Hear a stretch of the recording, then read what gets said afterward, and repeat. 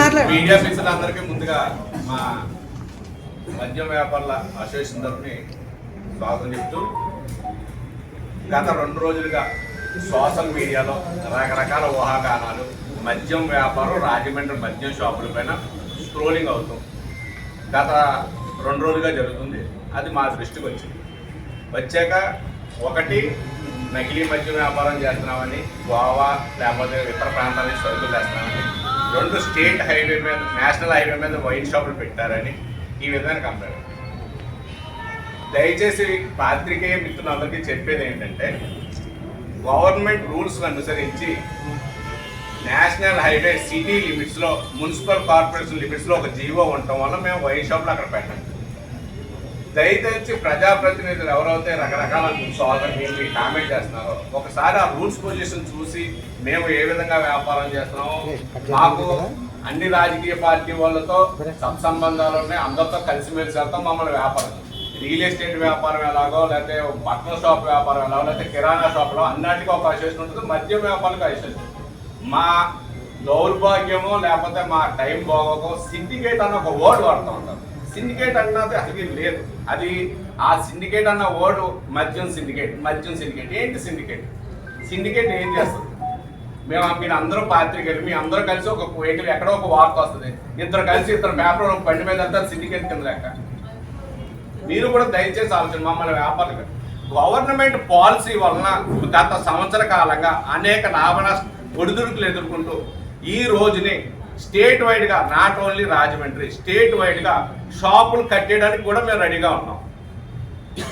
ఎందువల్లంటే గవర్నమెంట్ ఇచ్చిన గెజిట్లో 20% మార్జిన్ అని చెప్పడం వల్ల ఒక్కొక్క షాప్కి సుమారు 40 నుంచి 50 లక్షలు డ్రాలో ఇచ్చేస్తే, గౌరవనీయ కలెక్టర్ గారి సమక్షంలో లాటరీ ద్వారా వైన్ షాప్ వస్తే అది కూడా తప్పుడు దందా. ఎందుకు మాట్లాడతారు? లిక్కర్ వ్యాపారం ఎంతలోపు అంటే ఏ వ్యాపారం దగ్గర కూడా అరువు ఉండదు, కానీ వైన్ షాప్ దగ్గర వచ్చి ఫుల్ ఇవ్వని అట్టుకుంటారు. అంటే మా టైం అంటే ఈ వ్యాపారానికి ఉన్న ఒక చరిత్ర ఇది. మేము గత సంవత్సరం మేము ఎప్పుడో గత 10 సంవత్సరాల నుంచి వ్యాపారం, ఏ గవర్నమెంట్ వచ్చినా ఏ ఎమ్మెల్యే గారు వచ్చినా అందరితో మేము వ్యవహారం. ఎవరో ఇద్దరు మద్యం జరిగిన సంభాషణ, అది అవునో కాదో తెలియదు, అది మద్యం వ్యాపారానికి కరెక్ట్.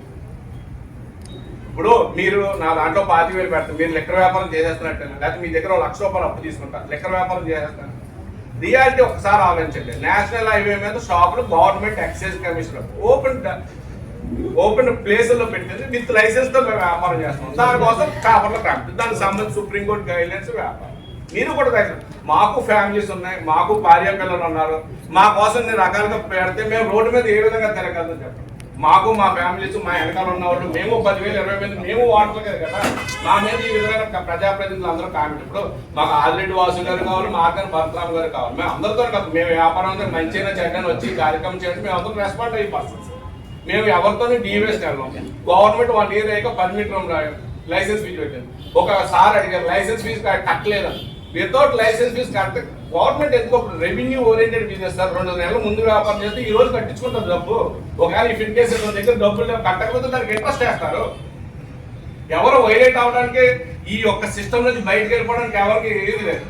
ఈ రోజు స్టేట్ వైడ్ గా కల్తీ మధ్య ఏదో వ్యవహారం జరుగుతుంది. గవర్నమెంట్ ఏదో పాలసీ తీసుకుని యాప్ తీసుకొచ్చింది, మేము ఆ పాలసీ తీసుకుని మేము షాపులో యాప్ డౌన్లోడ్ చేసి షాప్ అమ్మాలి. మాకు మీకు ఈ రోజు చెప్తున్నా, ఉన్న వ్యాపారాన్ని దయచేసి మీ ప్రజాప్రతినిధులు అందరూ కలిపి మేము ఈ రోజు క్వైట్ తాళా చేస్తుంటే రాజమండ్రి నుంచి అది నాలుగు వస్తే స్టేట్ వైడ్ గా కట్టేయడానికి రెడీగా ఉన్నారు వ్యాపారస్తులు అందరూ. మేము 2 years పాలసీ బ్యాంక్ గ్యారంటీ ఇచ్చి ఒకసారి గవర్నమెంట్ తో కమిట్ అయ్యి దీంట్లో ఎస్కేప్ అవ్వడానికి మేము నానా రకాల పాటలు పడతాం. ఇప్పుడు బిల్డింగ్ కడతాం సార్, బాత్రూమ్ ఒకటి ఎక్స్ట్రా చిన్న తప్పు జరుగుతుంది, మొత్తం మర్డర్ చేసేసినట్టే కాదు కదా. వైన్ షాప్ లో కూడా లోకర్నామా ఉండొచ్చు, లేకపోతే రిజిస్టర్ రావచ్చు, లేకపోతే ఏదో చిన్న తప్పు జరుగుతుంది. ఇప్పుడు ప్రతిరోజు వైన్ షాప్ ఓనర్ షాప్ లో ఉన్నాడు, గుమస్తా మీద ఆడేదో చిన్న తప్పు జరుగుతుంది, ఏదో టెక్నికల్ కేసు అవుతుంది, దాన్ని తీసుకెళ్లి ప్రాబ్లం నా మాట పూర్తిగా సార్. మేము మీకు ఈ రోజు పత్రికా సమావేశం పెట్టడానికి కారణం ఏంటంటే, గత 2 రోజులుగా జరుగుతున్నది మాకు ఏ విధమైన సంబంధం లేదు. మమ్మల్ని మద్యం వ్యాపారస్తులు లైసెన్సీలుగా చూడండి. కాంట్రాక్ట్ సిస్టమ్, సిండికేట్లు ఇవన్నీ కాదు. మేము లాటరీలో వచ్చిన లైసెన్సీలు, మేము ఆక్షన్లో పాడుకున్న లైసెన్సీలే కాదు. ఇది మోనోపలి వ్యాపారం కాదు. మన అందరం కలిపి టెండర్ వేసాం సార్, 50 మీకు తగ్గుతుంది, మీకు మేము తగిన వాడే లైసెన్సీ. మీరు కూడా అర్థం చేసుకోండి దయచేసి. మేము ఏం తప్పు చేసాం కూడా మాకు తెలుస్తారు. ఇంటికి వెళ్తుంటే పిల్లలు అడుగుతారు, ఏంటి ఇలా వచ్చింది అలా వచ్చింది, ఏం చెప్పాలో కూడా అర్థం అవుతారా. మేము ఏం తప్పు చేస్తాం? మేము గవర్నమెంట్కి ఎక్సైజ్ డ్యూటీ ఫీజు కట్టి లైసెన్స్ కట్టాం, పర్మిట్ రూమ్కి డబ్బు కట్టి చేస్తున్నాం. స్కానింగ్ అనేది ఎప్పటి నుంచి ఉంది, ఇప్పుడు కొత్తగా యాప్ తీసి కస్టమర్ ఏదైతే చేస్తారు. Right, you are ready to do that. మేమేమి ఎస్కేప్ అవుతుందా? కానీ తప్పు ఎక్కడ జరుగుతుంది? అప్పుడు నకిలీ మద్యం అన్నారు, పట్టుకుంటుంది నకిలీ మద్యం. ఎక్కడో జరిగింది రాజమండ్రి కనెక్ట్ చేస్తారాగా.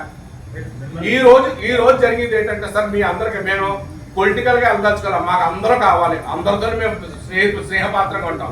ఏదైనా మంచి వచ్చినా చెడ్డగా సామాజిక కార్యక్రమంలో మేము ముందుంటాం. మీ అందరి ద్వారా మీకు తెలియజేయవలసింది ఏంటంటే, మాకు గత 2 రోజులుగా జరుగుతున్న దానికి మాకు ఏ విధమైన సంబంధం లేదు. మేము డిపార్ట్మెంట్ ఏదైతే సూచనలు ఇచ్చిందో ఆ సూచనల ప్రకారం షాపులు ఎస్టాబ్లిష్ చేసాం, ఆ సూచన ప్రకారం పర్మిట్ రూమ్లు కట్టాం, ఆ విధంగానే వ్యాపారం చేస్తాం. ఏదో చిన్నగా వైలేషన్ అన్నది దానికి కేసుకి సంబంధం లేదు. బెల్ షాపులు లేవా అని అడగచ్చు. ఇప్పుడు ఎవరో వస్తారండి కస్టమర్, 4 కాయలు ఎట్టుకెళ్ళి మేము షాప్ కట్టాక ఎక్కడో 10 రూపాయలు అంటారు. దానికి షాప్ ఎలా ఇది అవుతుంది? మీరు కూడా అర్థం చేసుకోండి. ఎవరో ఒక షాపు వెనకాల ఇప్పుడు సార్ అడిగినట్టు ఏదో పర్మిట్ రూమ్ ఏదో ఓపెన్ చేస్తే దానికి డిపార్ట్మెంట్ ఉంది, డిపార్ట్మెంట్ తగిన చర్యలు తీసుకుంటుంది, కేసులు రాస్తుంది. కానీ అది ఇక్కడ ఉన్న వైన్ షాప్ లో అసోసియేషన్, మీరు అందరూ పాత్రికేయ మిత్రులు సార్, ఎవరో ఒక విలేకరు ఏదో తప్పు చేస్తే మీ అందరూ రెస్పాన్సిబిలిటీ ఎవరు కదా? మీరు కూడా దయచేసి దూరంగా ఆలోచించండి. మేము ఎవరైనా ఇవ్వడానికి వచ్చింది ఒకే ఒక కారణం సార్, నేషనల్ హైవే మీద యాజ్ పర్ రూల్ సిస్టమ్ ప్రకారం పెట్టాం. ఏదైతే గత 2 రోజుల్లో సోషల్ మీడియాలో జరుగుతున్న దానికి గోవా మధ్య మీరు ఎనీ టైం మేము ఎప్పుడన్నా మాకు ఆ విధమైన వ్యాపారం చేయడం కాదు, గవర్నమెంట్ పర్మిషన్ ఇస్తే ఈ రోజు మేము ఎంత దౌర్భాగ్యంగా చెప్పండి. ఈ రోజు మా వైన్ డీలర్ స్టేట్ లో ఒక వైన్ హైకోర్టులో రిట్ చేశారు, మా షాప్ హ్యాండ్ ఓవర్ చేసేసుకోండి, మేము ఈ రోజు ఫిట్ అయిపోతాం. మేము ఎక్సైజ్ వ్యాపారం నిబంధనలకు అనుగుణంగా చాలా సిస్టమేటిక్ అసోసియేషన్ తరపున కానీ లెక్కరోళ్ళు కానీ ఆనంద్ రిజిలో కూర్చుని ఒక సీసీ ఫుటేజ్ ఇవ్వండి. మేము మీరు అన్నదాన్ని అవసరం మేము అలాంటిది ఏమైనా ఒక ఫుటేజ్ ఇవ్వండి. మేము తప్పు చెప్తున్నాను, మేము ఎంత ఇదిగా మీకు ఎంత వివరణ ఇచ్చుకోవడానికి సార్ పొలిటికల్ లో రాజకీయాల్లో కాదు, అది బయటకు వచ్చేసి ఇంకెందుకు కూర్చుంటారు? వ్యాపారస్తులుగా చూడండి, దయచేసి వ్యాపారస్తులుగానే చూడండి. మీరు వాయిస్ బయటకు వచ్చి కాదు, వాయిస్ బయటకు వచ్చి అలా కూర్చుంటారు. పెట్రోల్ కొట్టించుకోవాలంటే క్యాష్ ఇవ్వాలి, అలాగే మీకు కూడా క్యాష్ ఇవ్వాలి. మేము క్యాష్ లేకపోయినా అరువులు ఇస్తున్నామన్నారు. అసలు ఇచ్చారు అలాంటివి జరుగుతాయి. అసలు అంటే ఫ్లోలో వచ్చేసి బాటిల్ ఎట్టిపోతాడా? అదే బాటిల్ ఎట్టిపోతాడా? ఇప్పుడు మీరు ఈ విధంగా నేను అనేది అంటే ఒకే ఒక మాకు అన్ని రాజకీయ పార్టీలతో వ్యాపారస్తులు, మేము ఏ రాజకీయ పార్టీకి సంబంధం లేదు.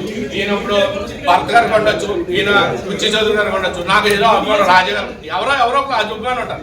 దానికి వ్యాపారానికి ముడిపెట్టదు. దయచేసి వ్యాపారానికి ముడిపెట్టట్లేదండి. మీ మీద ఇప్పుడు మద్యం దారి మీదే కదా వాయిస్ వచ్చింది. ఆ వాయిస్ మీద ఎవడో మిమ్మల్ని మీ మీద బురద జల్లడానికి చేశాడు. మీరు దాని మీద రెస్పాండ్ అవ్వండి, పత్రికాముఖంగా మీకు చెప్పింది దాని మీద రెస్పాండ్ అవ్వండి. అది పత్రికా సోదరులకు అందరికీ చెప్పిందంటే, మమ్మల్ని మద్యం వ్యాపారుల అసోసియేషన్ గానే చూడండి, సిండికేట్ అన్న వాడవద్దు. ఏమీ విధమైన తప్పులు చేయకుండా గవర్నమెంట్ రూల్స్ నుంచి వ్యాపారం చేస్తాం. మాకు ఇంకో 1 year టెన్యూర్ ఉంది. ఈ 1 year టెన్యూర్ తర్వాత మా లైసెన్స్ ఇది ఓకే. రాజమండ్రి చరిత్రలో 25 సంవత్సరాలు నేను వ్యాపారంలో ఉన్నానండి. ఇప్పుడు కూడా రాజమండ్రి చరిత్రలో ఇన్స్టిట్యూట్ లిక్కర్ కానీ ఇవ్వట్లేదు సార్. ఇన్స్టిట్యూట్ లెక్కన కానీ తప్పుడు వ్యాపారం కానీ ఎప్పుడూ జరగలేదండి నాకు తెలిసి. ఇప్పుడు ఈ మధ్య 2 రోజుల నుంచి సోషల్ మీడియాలో రకరకాల వార్తలు వస్తున్నాయి. ఆ వార్తలకి మా లైసెన్స్కి ఏ రకమైన సంబంధం లేదు. మరి ఏ రకంగా వచ్చిందో నాకు తెలియదు. కానీ గవర్నమెంట్ వాళ్ళు అప్పుడప్పుడు కేసులు పెట్టడానికి ఎవరో ఇల్లీగల్ చేస్తుంటే చూడటా వస్తారు, ఏదో బయట షాపులు అయ్యి ఉన్నాయి చూసుకుంటారు తప్ప. అందుకంటే పైగా ఈ మధ్య మేము మాకు షాపులు ఇచ్చిన తర్వాత కూడా మళ్ళీ పర్మిట్ రూమ్ తర్వాత డబ్బులు అడిగారు. ముందు మేము చిన్న షాపులు తీసుకుని పెట్టుకున్నామండి. పర్మిట్ రూమ్ గవర్నమెంట్ ఇవ్వట్లేదు కదా. సంవత్సరం అయిన తర్వాత పర్మిట్ రూమ్లు పెట్టి ఇది 7,50,000 7,50,000 కట్టమని ప్రశ్న కట్టినారు. ఆయన కడుతున్నాం మేము. అంతేగాని మేము ఏ రకమైన ఇల్లీగల్ కానీ లేదు. సోషల్ మీడియాలో ఏదో ఆస్పత్రి కొన్ని షాపులు కేసులు రాస్తారండి. అది డిపార్ట్మెంట్లకి అది సహజం. అది చెప్పినారు ఏదో వస్తారో రాస్తారు. అలాగే మొన్న రాజధానిలో కేసు రాశారు, మన దేవి చౌక్లో కేసు రాశారు. దేవి నవరాత్రులు జరుగుతుండగా అక్కడ నుంచి షాప్ ఏదో ఉన్నాయి. షాప్ దగ్గర కేసు రాసి ఎదురుకుండా ప్రౌడ్గా ఉందని పక్కన అమ్ముతున్నారండి. అది ఎవరు అమ్ముతున్నారో మాకు తెలియదు. అది దాన్ని బట్టి కేసు రాసుకు వెళ్ళారండి. అవి సహజంగా ఎప్పుడు జరిగాయి, ఎప్పుడే కాదండి. నాకు తెలిసి 20 సంవత్సరాలు జరిగాయి. మీకు ప్రశ్న వరకు కూడా అన్నీ తెలుసు. మరి ఇప్పుడు సోషల్ మీడియాలో ఏదో మాకు సంబంధం లేని విషయాలు తీసుకొచ్చి ఏదో డిపార్ట్మెంట్లో లేదా మమ్మల్ని ఏదో మేము ఇన్స్టిట్యూట్ లెక్కర్ అమ్ముతున్నాం అని మాత్రం అలాగే మాకు వినపడుతుందండి అని అన్యాయం అండి ఇది. మేము ఏ రకంగా ఉన్నా కూడా ఎప్పుడు కూడా ఇన్సులిన్ ఇక్కడ కానీ ఇంకో రకం కానీ ఏదో చిన్న వైలేషన్ అన్నది చేస్తాం, చిన్న చిన్న జరుగుతూ ఉంటాయి, దానికి ఫైల్ వేస్తారు. అది కూడా రూల్ ఉందండి. ఆ రూల్ ప్రకారం మేము ఫైల్ కడతా ఉంటాం. అంతే తప్ప ఎప్పుడు కూడా రాజమండ్రి చరిత్రలో నాకు తెలిసి ఇన్స్టిట్యూట్ ఇక్కడో బావాలు ఇక్కడో ఇంకోలు ఇక్కడో ఎప్పుడు కూడా ఏం లేదండి. అది ఏ పార్టీ ఉంటే ఆ పార్టీకి అది చేసుకుంటారు. ఏదో ఉంటుంది అది సాయం చేసుకుంటామో లేదా నడుచుకుంటామో ఏదో చేస్తారు. అది దానికి మా వ్యాపారానికి సంబంధం లేదు సార్. కానీ ఫ్రెండ్స్ మేము అందరూ ఫ్రెండ్స్ గానే ఉంటాం. ఏదో ఒక షాప్ లో అదనంగా అమ్మిన పర్మిట్ రూమ్ లేకపోయినా మీరు ఆరా చేస్తూ ఉంటారు. అలాగే ఆ వ్యక్తి అసలు ఇక్కడ లేడని చెప్తున్నారు మీరు. ఎవరండి ఎవరైతే ఆడియో పెట్టిందో ఎమ్మెల్యే గారిని కూడా ప్రెస్ మీట్ అడిగారు. ఏమన్నారంటే ఆయన పిలిపించాం, ప్రెస్ తో మాట్లాడతారు, ఆయన అట్లాంటిది ఏం జరగలేదు అన్న. ఆయన వ్యక్తే మీకు లేదని చెప్తున్నారు మీరు. పొలిటికల్ గా రకరకాల ఉంటాయి. మా షాప్ మేము లైసెన్స్ చేసి సమాధానం చెప్తాం సార్. లైసెన్స్ కానప్పుడు నేను ఏం చెప్తాను సార్ ఇప్పుడు మొత్తం 39 షాపులు సిండికేట్ గా ఉందా? లేదు సార్, అన్యాయం అండి. అన్యాయం అన్యాయం అన్యాయం. ఎవరి షాప్ ఆడే మరి చేసుకుంటున్నారు. ఇప్పుడు ఆ వాయిస్ కానీ నిర్ధారణ అయింది అనుకోండి, దానికి సమయం ఏం చెప్తారు? బాధ్యత మీరు వహిస్తారు. ఆయన కూడా సిండికేట్ లోనే కదా. అసలు సిండికేట్ సిండికేట్ లేదండి. సిండికేట్ లేదు సార్. మీకు కాదు, మీకు ఇంకో మాట చెప్తున్నాను. 2 సంవత్సరాలు యాక్షన్ వచ్చారండి.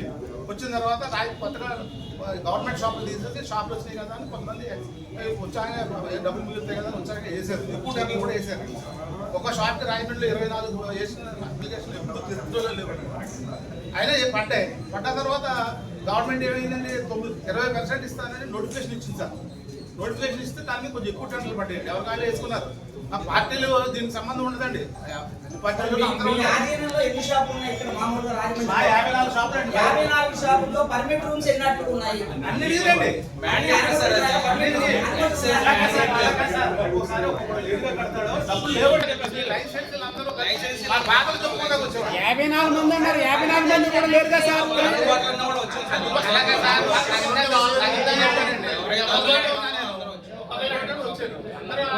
ఎక్కడైనా అందరూ రాలేదండి. మీరు పర్మిట్ అన్ని 54 గంటలకి పర్మిట్స్ కట్టారండి. గవర్నమెంట్ ఊరుకోదు సార్. అదేనండి బాబు. గవర్నమెంట్ ఊరుకుంటుందండి. ఒక రోజు అన్ని రోజులు కడతాం తప్పండి ఊరుకోదండి. ఇంట్రెస్ట్ ఉందండి లేట్ అయితే. ఆ వాయిస్ లో ఇద్దరు వ్యక్తులకు సంబంధం లేదా? ఒకరే సంబంధం లేదే మాకు సంబంధం లేదు సార్. వాయిస్ అంటే విన్నారా పోనీ? ఏమంటే విన్నామండి. ఆ వాయిస్ లో ఉన్న ఇద్దరు వ్యక్తులు కూడా మా లైసెన్సీలతో సంబంధమైన వ్యక్తులు కాదు. పొలిటికల్ ఆస్పెక్ట్స్ లో ఆ కక్షల్లో వాళ్ళు ఆడియో రిలీజ్ చేసుకుని పెట్టుకున్నారు కానీ ఆ ఆడియో మీద మీరు కేసు పెట్టారా? ఇలా మమ్మల్ని బదనాం చేస్తున్నారు.